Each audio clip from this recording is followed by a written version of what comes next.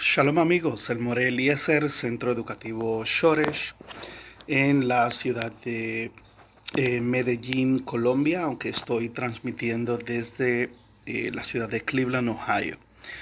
Hoy en el Centro Educativo Shoresh tenemos la continuación de una serie sobre Hasidismo, la historia del Hasidismo, y vamos a estar hablando de los rabinos que fueron los sucesores del Baal Shem Tov y de los distintos movimientos que se desarrollaron en Lubavitch, se desarrollaron en Lituania, eh, entre, pues, vamos a ver, Chabad, y ya estuvimos dando las razones eh, principales políticas y geográficas sobre el desarrollo de los movimientos hasídicos.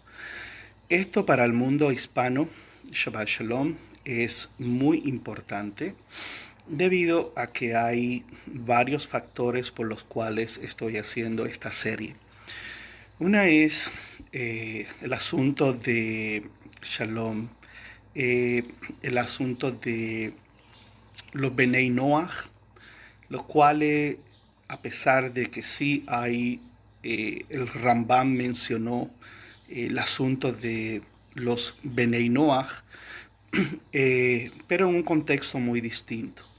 Quisiera hablar un poco al final de la serie sobre esta temática y sobre todo sobre la preocupación de tantos movimientos no judíos, pero imitadores del judaísmo, donde las mujeres no se visten como ortodoxas, sino que se visten bajo los distintivos de leyes de recato o seniut dentro de las costumbres hasídicas. Inclusive también congregaciones que se llaman mesiánicos, vistiendo como hasídicos y por otro lado afirmando que son eh, por sus apellidos o por todas estas cosas que han surgido dentro del brita israelismo y el anglo israelismo, que se llama como las dos casas, las dos varas. Y hay mucha gente muy confundida sobre todas estas cosas.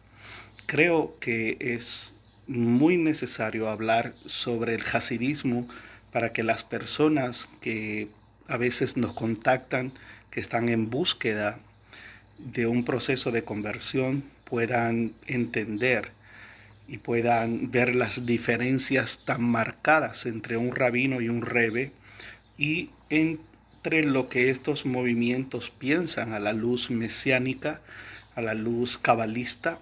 Y creo que hay muy mala, bueno, no es que haya mala información, hay carencia de una información clara y por eso pensé comenzar lógicamente por el principio, el Baal Shem Tov y luego su sucesor y así sucesivamente toda la dinastía. Los hasídicos trabajan a base de dinastías y son líderes populistas o populares, los cuales el hasidismo, después de haber sido atacado profundamente por el judaísmo tradicional, eh, luego cuando surge Haskalah, la iluminación o el pensamiento moderno, por ahí los 1715 en Alemania, y se expande hacia el este de Europa, donde donde surge más adelante el Baal Shem Tov y surge todos estos movimientos. Estamos hablando movimientos hasídicos que surgen en el sur de Polonia y luego se extienden hacia el norte y se extienden a territorio de Ucrania, Lituania, y esto es muy muy importante conocerlo. Bueno, el Baal Shem Tov, su nombre fue Yitzhak Ben Eliezer, nace en el 1700, vivió por 60 años, muere en el 1760. No deja un sucesor directo en su linaje. Eso lo vamos a ver más adelante. Tuvo 2 matrimonios, se casó muy joven y enviudó. Y luego se casa con Hannah, la hija de un comerciante rico judío que lo admiraba, pero también vamos a estar hablando sobre la transformación de, de su vida y cómo llega a ser un líder carismático y un líder importante, que funda las bases del movimiento jasídico. Eh, el movimiento jasídico agrupa hoy la mayor parte, no tenemos un número específico, pero el movimiento ortodoxo en el presente recoge en su mayoría una serie de probablemente unos 15, 20 grupos eh, jasídicos de los cuales vamos a estar hablando y vamos a estar viendo algunas de sus diferencias. Y repito que esto es importante porque los hispanos en la búsqueda de identidad eh, eh, lamentablemente han mirado hacia organizaciones que tienen muy buen contenido espiritual, pero por otro lado las personas se hacen de una serie de ideas las cuales no necesariamente si tuvieran todo el cuadro, ¿no? O la mayor parte del cuadro de una forma objetiva, probablemente optarían por revisar sus deseos de conversiones dentro de estos movimientos. Y es mejor que la gente sepa la historia de estos movimientos antes de tomar una decisión con el fin de hacer decisiones sabias. Lo otro es el movimiento jasídico del siglo XVIII y XIX, apoyado por las masas judías, las cuales se encontraban abandonados por el judaísmo tradicional. El judaísmo tradicional en ese momento, su base estaba en la ciudad de Vilna, en Lituania, al norte de Polonia, donde había una gran cantidad de yeshivot y de academias importantes, al punto que la ciudad de Vilna, de donde es el Gaón de Vilna, se considera la Jerusalén del este de Europa. Y allí se habían desarrollado una serie de sistemas de estudio talmúdico muy complicados, donde a través de preguntas sobre preguntas sobre preguntas y formulaciones se había creado una imagen muy, pero que muy intelectual y racional de los estudios talmúdicos.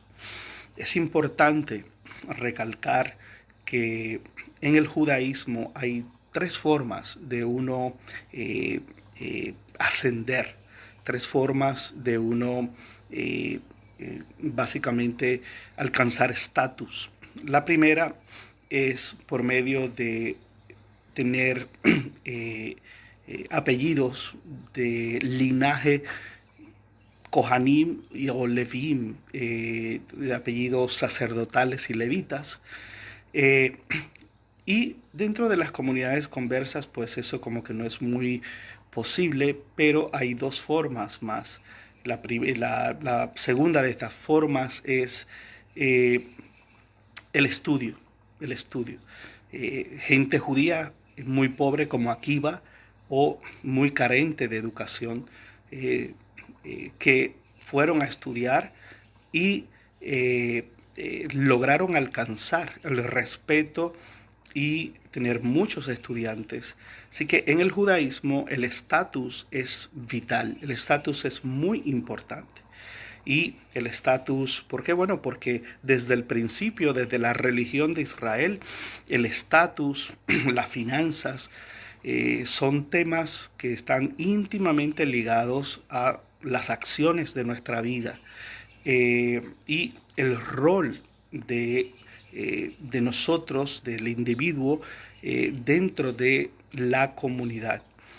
Y encontramos, por ejemplo, dentro de la comunidad judía que si no tenemos apellido levita o kohanim, tenemos la oportunidad de crecer, tenemos la oportunidad de a través del estudio poder alcanzar. Yo soy converso, fui a la escuela rabínica y por medio del estudio y de todos los estudios que continúo haciendo, uno va alcanzando un sitial de respeto y un sitial, un nicho para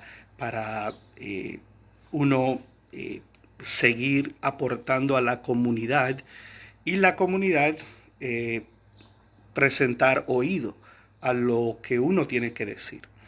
Eh, y para los conversos o para los judíos pobres o judíos que en ese momento en Polonia sentían el abandono y sentían que no había oportunidades para crecer y para expandir y salir de la pobreza extrema. Shalom, Shavuot. Eh, el hecho de la llegada del Baal Shem Tov fue realmente fue una gran oportunidad. Y lo otro es que vamos a estar hablando es que la Cábala estaba reservada como el máximo conocimiento de una élite, donde la persona tenía que estar casada, tener hijos, tenía que tener 40 años de edad, porque el número 40 es como el 4 o una mesa de 4 patas. Se considera Biná, la edad de Biná o el tiempo de Biná. 50 años se considera el tiempo de ser consejero, de dar consejos. Los 30 años se consideran como el tiempo de ir en la búsqueda de las cosas y de la estabilidad, el 30. Entonces el 40 es biná, es entendimiento, y es cuando comenzamos a madurar y a entender las cosas. Y por eso se requería una edad de 40 años para este conocimiento cabalista y había que haber completado el estudio completo del Talmud. Cuando viene el Baal Shem Tov con una nueva transformación del pensamiento cabalista, básicamente lo que se quiso hacer fue exportar una cábala más popular a todas las comunidades judías, y esto realmente se mezcló con ya lo existente. Lo existente había una gran dependencia de no de los estudios de la Torá ni de los estudios talmúdicos. Por el contrario, eh, 4 de 10 judíos en Polonia, en el sur de Polonia, no sabían leer en ningún idioma. Entonces, esto es muy importante porque los judíos del norte los judíos del norte básicamente los de Lituania veían a los judíos polacos como inferiores, como personas llenas de folclore, llenas de la dependencia de amuletos. Y hoy me preocupa porque hoy en los sidurim, también de cortes ortodoxos, vemos todo. Continúa este asunto del el ojo maligno, la lengua maligna, que me libre del ojo maligno, y todo este folclore que en realidad el judaísmo tradicional acusó a los creyentes de todas estas vertientes, los acusó como entes llenos de supersticiones y de amuletos. Y estaba lo que se llamaba los Balei Shem, que eran los guardadores del nombre, los cuales eran médicos, no médicos de profesión, sino eran médicos de pueblos populistas, los cuales al estilo, diría, eh, eh, de curanderos, esa es la palabra, iban por los pueblos y las personas que tenían problemas matrimoniales o que tenían distintas luchas entre familias, pues se buscaba si alguien estaba enfermo, si alguien quería un amuleto para evitar el mal ojo o un mal vecino o tantas cosas que inclusive hoy la vemos en nuestros sidurim. Y precisamente el Gaón de Vilna y las escuelas rabínicas formales consideraban a todos estos judíos como inferiores y como gente llena de folclore, leyenda y gente mentalmente muy, muy carente de una buena educación judía.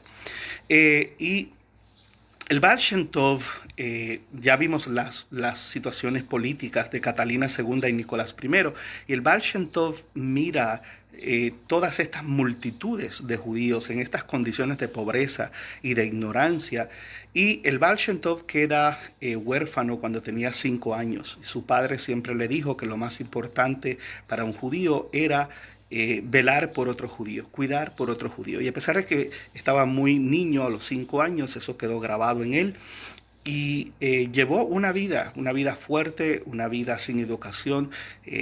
Por muchos años se dedicó a cavar pozos, excavar, debo decir, pozos, y a vender barro y piedra.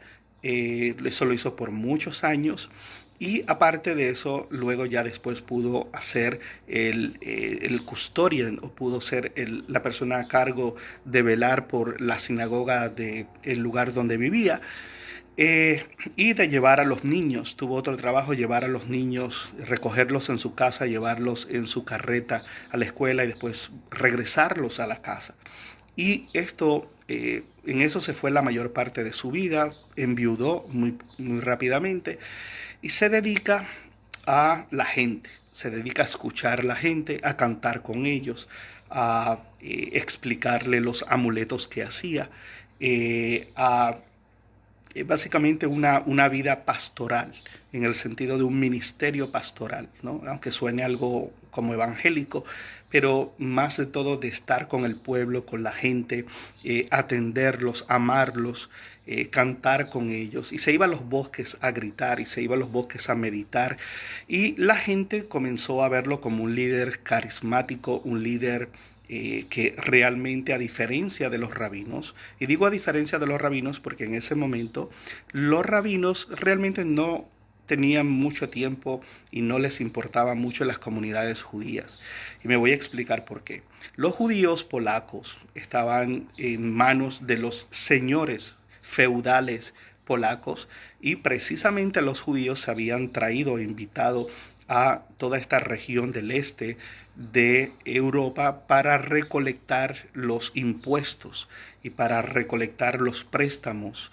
Y eso fue lo que causó, como ya hablamos, los pogromos, los cuales los ucranianos en un tiempo estuvieron bajo el poder de estos señores feudales y le tocaba a los judíos ese trabajo tan difícil. Lógicamente se ganaron el odio de los ucranianos y luego se levantaron grupos y masas armadas ucranianos en contra de los judíos debido a que no podían llegar a donde los señores feudales, y esto es lo que se llamó los pogromos. Así que la comunidad judía tenía por ese lado, tuvo históricamente ese problema, y luego cuando Polonia es repartida entre Ucrania, entre Lituania y Rusia, le toca a Rusia la mayor parte, y ya hablamos de Nicolás I, el cual quiso asimilar a la fuerza a los judíos, bajando la edad del servicio militar y por 25 años de servicio militar a los niños judíos de 18 a la edad de 12 años. Y esto estuvo a cargo de la Kehilá, que era el sistema de sinagoga en aquel momento del judaísmo, la cual desaparece precisamente por esto en el siglo XIX. Entonces, ahora encontramos una masa enorme de cientos y cientos de miles de judíos a través del este de Europa, los cuales se encuentran desamparados del sistema de la Kehilá. El sistema de la Kehilá era el sistema que se componía de lo que se llama Tubei Jair, de hombres poderosos y ricos, que eran los que ayudaban a los más pobres. Y una vez que este sistema colapsa, encontramos a una comunidad judía sin liderazgo espiritual y sin liderazgo social, sin ayuda social. Y eso abre las puertas a esta revolución espiritual de una espiritualidad judía vibrante, donde se gritaba, donde se cantaba, donde este líder, el Baal Shem Tov, básicamente rompe con los modelos de la halajá del judaísmo tradicional. Y un ejemplo que voy a dar de eso es, el Baal Shem Tov decía, de qué vale que se nos pase la hora, bueno, que tengamos que hacer los rezos de la mañana de cierta hora a cierta hora, porque hay una orden halágica y aunque hay un sentido halágico, pero yo ni la gente puede realmente hacer los rezos con el estómago vacío. Así que primero desayune, primero lávese, primero prepárese para luego estar en un buen momento de clímax, de éxtasis espiritual dentro de los rezos. Eso atentaba con la profundidad halágica y con las interpretaciones del judaísmo tradicional, el cual hay mucha discusión talmúdica sobre todo, sobre cuándo debemos de recitar el Shema, hasta cuándo podemos hacer los rezos, y si se le pasa la hora uno no los puede hacer, tiene que esperar hasta el próximo servicio, el Baal Shem Tov le decía a la gente, no, lo importante es rezar, lo importante es, en sus propias palabras, ir delante de Hashem. Y bueno, esto sonaba muy lindo y muy conveniente, y de esa misma forma sucedió con algo que sí trajo demasiados problemas, y es las leyes de Kashrut. Y esto trajo realmente una guerra, porque recordemos, como había dicho, que los impuestos de las autoridades rusas y tanto los señores feudales polacos, dependiendo del tiempo en que estemos hablando, dependía de que la Kehilá, el sistema religioso tradicional, recogiera esos impuestos para estos señores feudales y para el imperio ruso.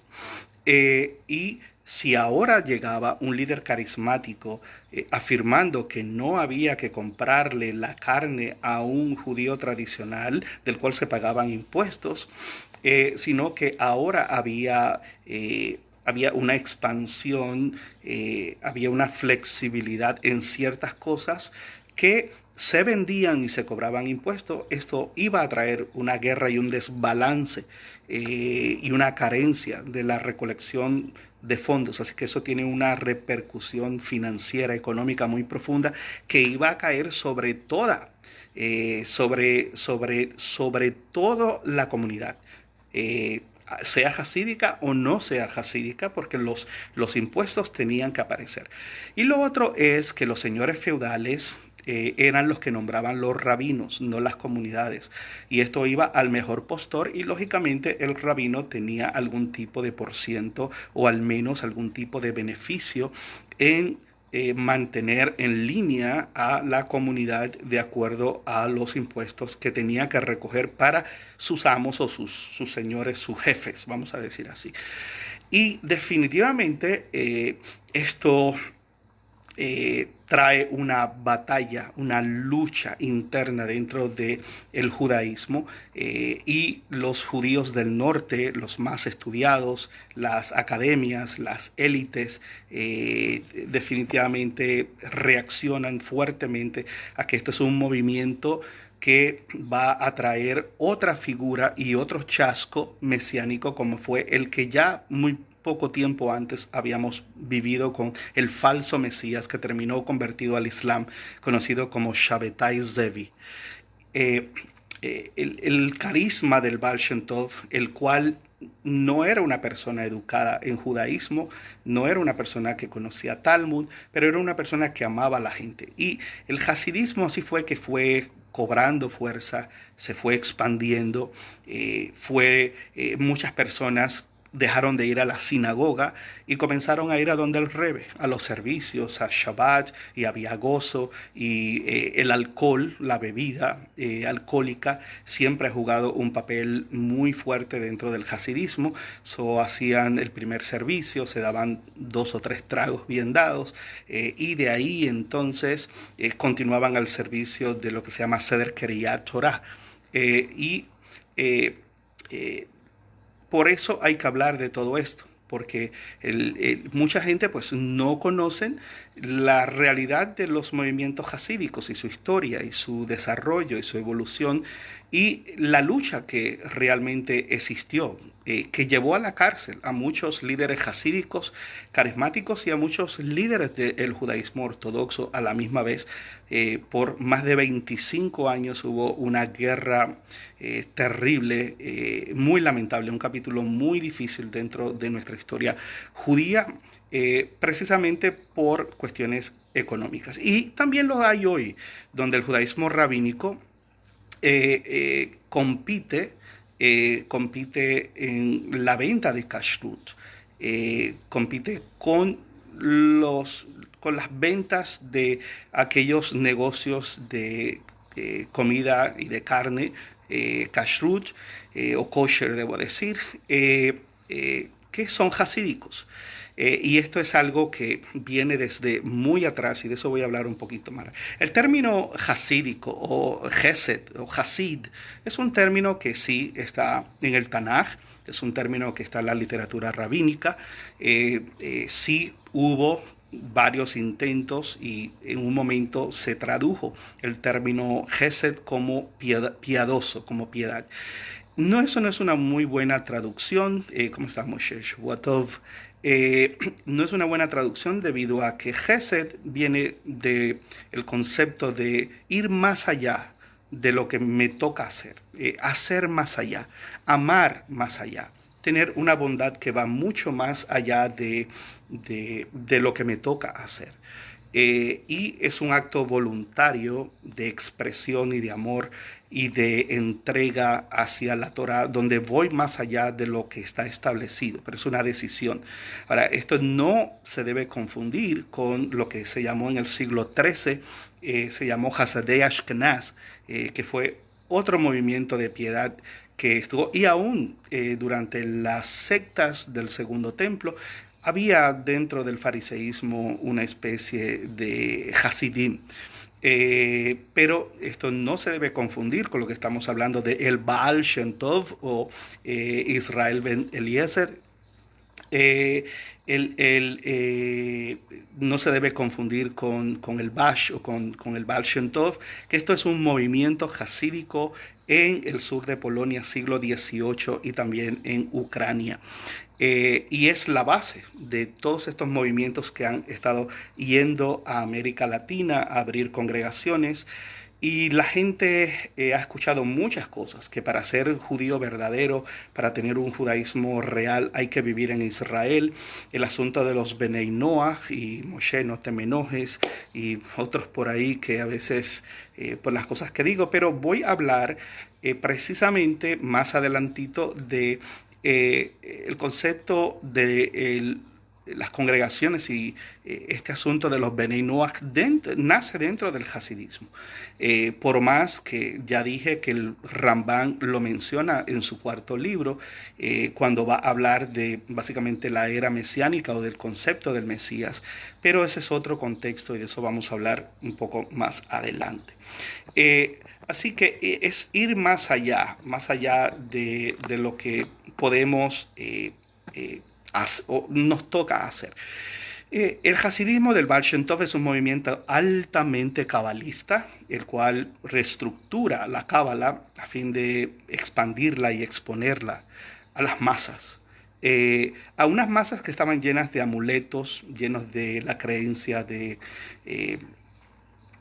de el mal ojo, de el mal vecino, de augurios, de maldiciones, de creencias, creencias que en sí el judaísmo no cree. Demonios, shedim, todas estas ideas de medias de fantasmas y de plagas y de que por medio de rezos puedo librarme de cosas que para el judaísmo tradicional esto parecía pura superstición y cosas a veces hasta un tanto idólatras.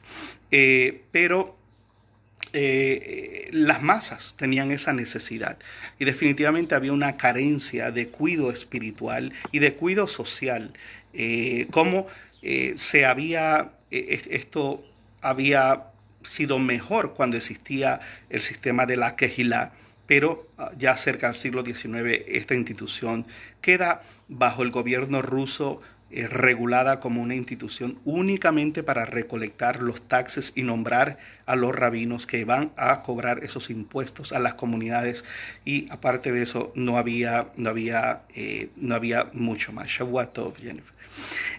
Lo otro es, los niños iban hasta el cuarto grado de su educación regular, y aparte de eso luego tenían que buscar un oficio, cómo iban a sobrevivir en medio de ese mundo.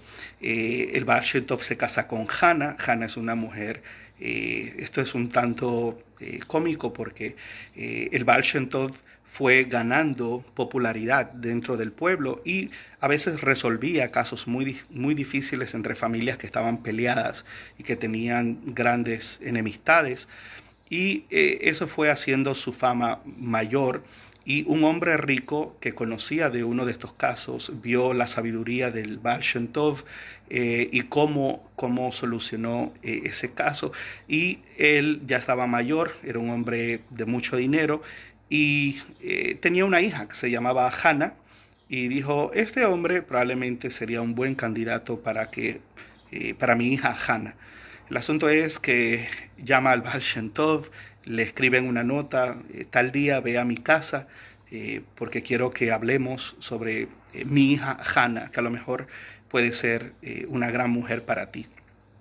El Baal Shem Tov en ese momento vivía de escarbar pozos, de vender piedra. Siempre estaba harapiento, siempre estaba sucio, siempre estaba con la gente, tomaba licor con la gente, hablaba, cantaba, los aconsejaba, pero a la misma vez la gente lo buscaba para solucionar todos estos problemas, comprarle sus amuletos, y según la gente y el folclore de la gente, estos daban muchos resultados. Había muchos testimonios en la comunidad y comenzó a crecer este respeto. El asunto es que este hombre rico le da un papel y le dice, tal día vas a ir a mi casa y vamos a hablar sobre Hannah. Y cuando llega, el señor se había muerto. Y aparece este hombre todo medio sucio, con ropas bastante desgastadas, y lo recibe el hermano de Hannah, el cual saca de la bolsa unas monedas y se las da. Creía que era un vagabundo y le dice, no, yo no estoy aquí pidiendo, yo vine aquí a hablar de Hannah. El hermano se enoja, lógicamente, cuando ve la apariencia física del Baal Shem Tov y le dice, pero ¿qué tú te crees? Y dice, mi hermana es una muchacha rica, somos una familia honorable, somos una familia que tenemos, ¿quién eres tú? Mira cómo tú estás vestido y qué tú haces, quién tú eres. Y el hermano no le cree que el papá le había dado ese papel y creía que era era un impostor, pero Hannah estaba cerca y escuchó y lo vio, y el papá le había dicho a Hannah que había visto a un hombre que era conocido como el guardador del buen nombre, y no le había dado detalles, pero ella ahí en ese momento lo mira y decide creerle y decide casarse con él. Y ella terminó siendo la persona que hacía las entregas de las bolsas de barro y de barro virgen que excavaba el Baal Shem Tov, un trabajo terriblemente fuerte, y de ser una mujer millonaria. Es un caso muy parecido al de la esposa de Akiva, de eso hay mucho escrito sobre, ya en ese momento el Baal Shem Tov que se casa con ella comienza a recibir otra óptica de parte de la comunidad aún mejor. Y según los archivos que se han encontrado, sí, se le dio el título más tarde de doctor. No estudió nada, ni medicina, ni nada. Probablemente no sabía ni leer el Baal Shem Tov, pero como curandero. La gente, el doctor era un título en Polonia era un título reconocido para las personas que era una forma de, como en Colombia que a veces a las personas le llaman patrón, y es un título de alguien pues que está por encima, que la gente le tiene cierto respeto, y sí se sabe por medio de impuestos en los archivos en los archivos del gobierno se hizo una investigación y se encontró la firma y se encontró realmente que el Baal Shem Tov llegó a tener tantos seguidores y tanta influencia que tuvo exención de impuestos. No tenía que pagar los impuestos en alguna de las propiedades que logró tener, y fue una persona del pueblo, y fue una persona dada al pueblo, al servicio del pueblo, a amar al judío, a buscar al judío, a crear la música, a crear lo que también se llama el Daven, que es el movimiento y la creencia de que en los rezos hay vida, y que por eso tenemos que movernos aún dentro de la amidad, lo cual el judaísmo tradicional lógicamente saltó, porque en medio de la amida o la mitad se supone que uno no interrumpa, y se supone que uno no hable, se supone que, bueno, tantas cosas, ¿no? También de acuerdo al Nusach, al rito, pero es un momento donde se llega al clímax de los rezos en lo que se llama la Kedushá, que por eso decimos Kadosh, Kadosh, Kadosh, Adonai Sebaot, Santo, Santo, o el Señor de las huestes, y nos levantamos en la punta de los pies porque es el momento más elevado, y luego el servicio comienza a descender. Es como una montaña, un pico, una pirámide, sube y asciende y después llega al máximo y luego desciende, y se imita a los ángeles frente a la presencia de Hashem. Pues en realidad el movimiento que forma el Baal Shem Tov crea una serie de ideas y de enseñanzas cabalistas que se unen al gran folclore y leyendas, y por eso es muy difícil hoy determinar qué cosas realmente son leyenda y qué cosas realmente, y esto lo aceptan los seguidores del Baal Shem Tov y el hasidismo, pero el hasidismo dice, bueno, hay que leer todas estas cosas como si fuesen ciertas, porque el no leerlas es básicamente herejía.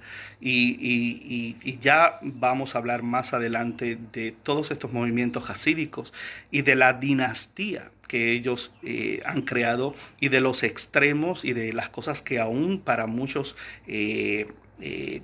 movimientos judíos, muchos de estos elementos se ven como idolatría, se ven como paganismo.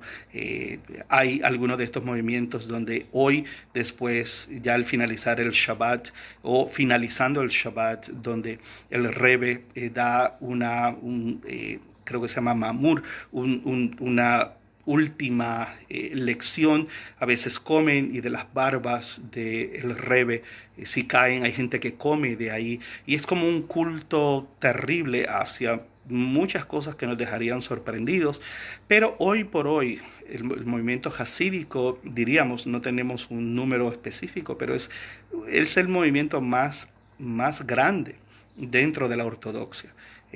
Pero tenemos también dentro de la ortodoxia ortodoxos modernos que son completamente anti-Benei Noach, anti-hasidismo, no comparten la forma en que la cábala es expuesta, y todas estas ideas de que para la plaga del COVID y para todo hay un salmo, y todas estas ideas que son muy dañinas, pero es lo que la gente cree. Y esto tiene una historia, esto no es algo de ahorita, esto trae una historia donde fue un momento de mucha carencia de educación judía dentro del movimiento. En muchos casos, la influencia del hasidismo ha sido tan grande que no le quedó más remedio, aún aunque violente aspectos de la halajá, de dejar las cosas así, porque, bueno, vamos a llegar ahí porque estamos hablando de entre cerca más de 15 movimientos hasídicos que vamos a tener que tocar. Eh, Voy terminando. El Baal Shem Tov comía con ellos, bebía con ellos, cantaba con ellos, danzaba con ellos y expresaba esto una identidad colectiva, una espiritualidad nueva, atrayendo a las masas, se iba a los campos a gritar. Luego surge esta idea de que yo puedo hablar directo con Hashem, pero luego esto toma otro matiz.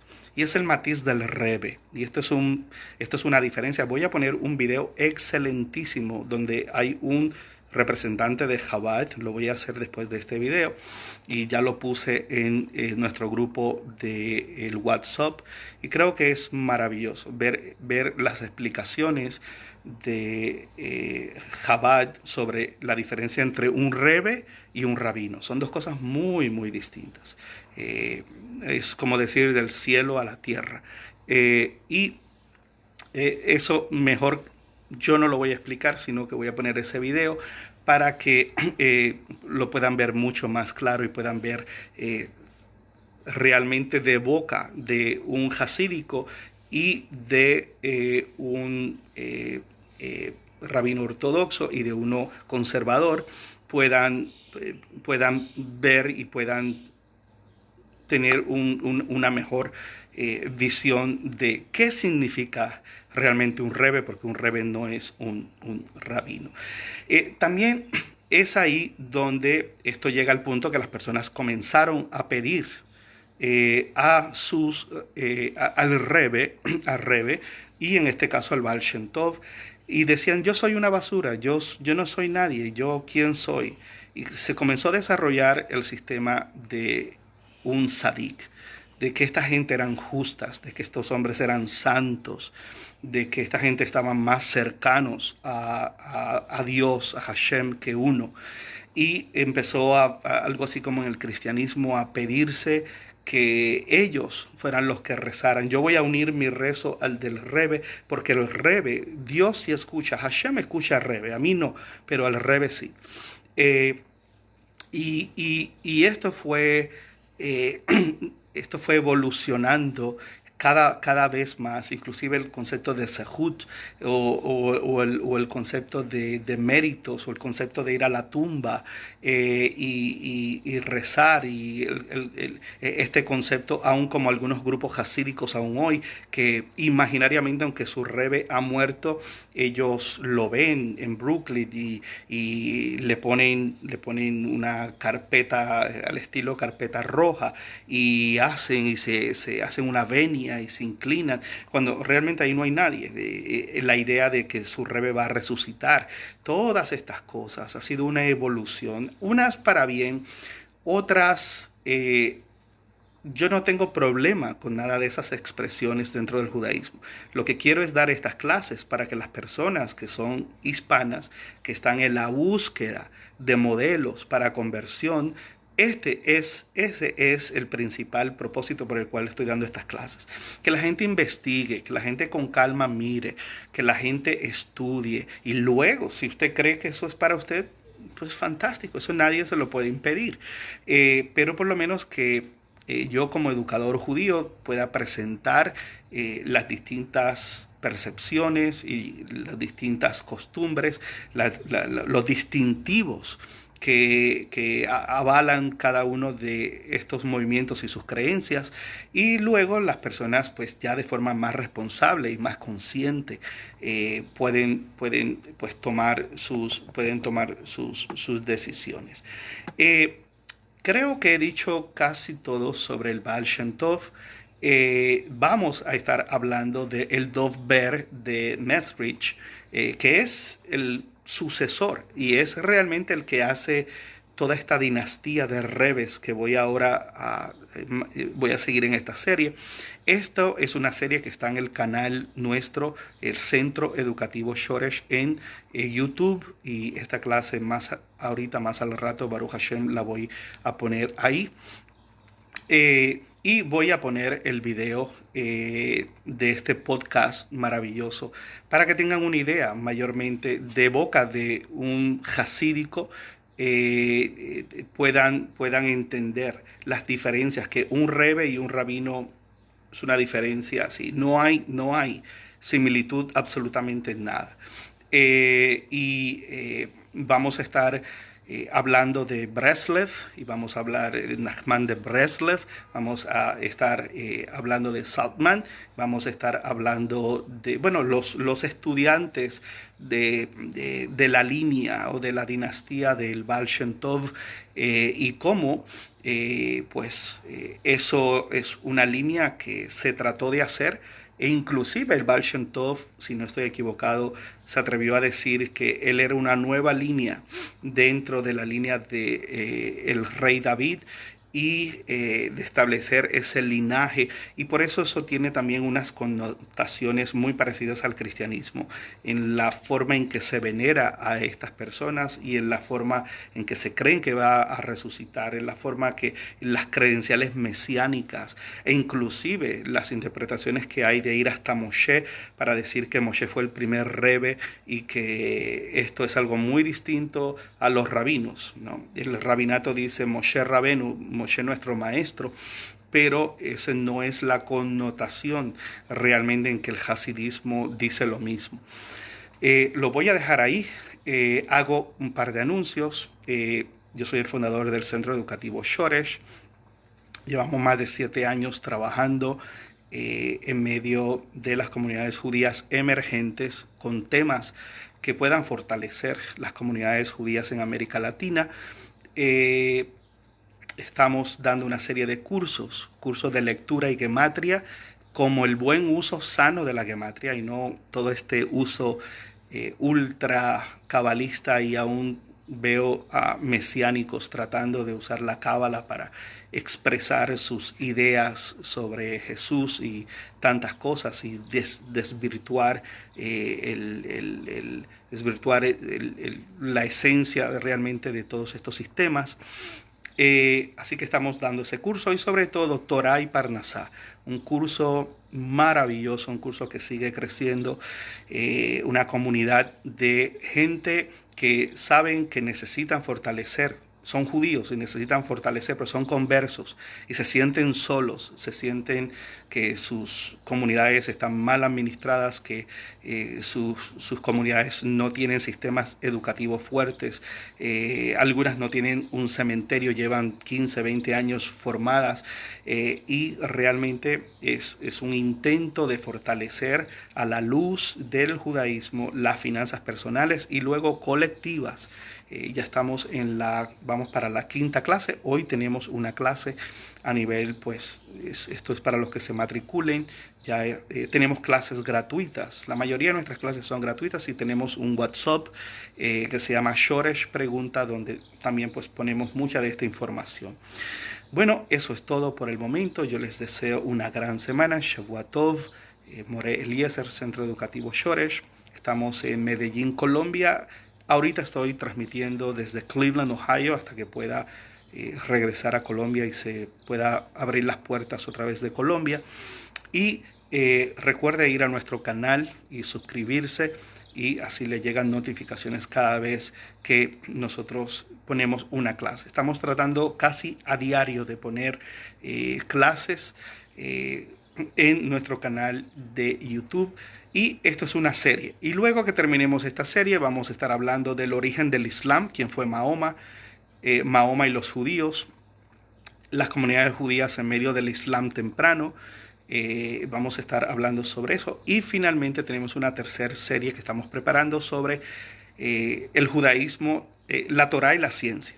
Torah y ciencia. En otras palabras, cómo se reconcilia o qué cosas no se pueden reconciliar entre el texto de la Torá y la arqueología bíblica y la ciencia. Y estos son 3 temas que son las agendas de estudio que tenemos pues para estos meses. Ahí está mi primo. ¿Cómo estás, primo? Acaba de entrar. Eh, Así que un saludo para todos. Shalom, se me cuida mucho y deseándoles una gran semana. Shalom.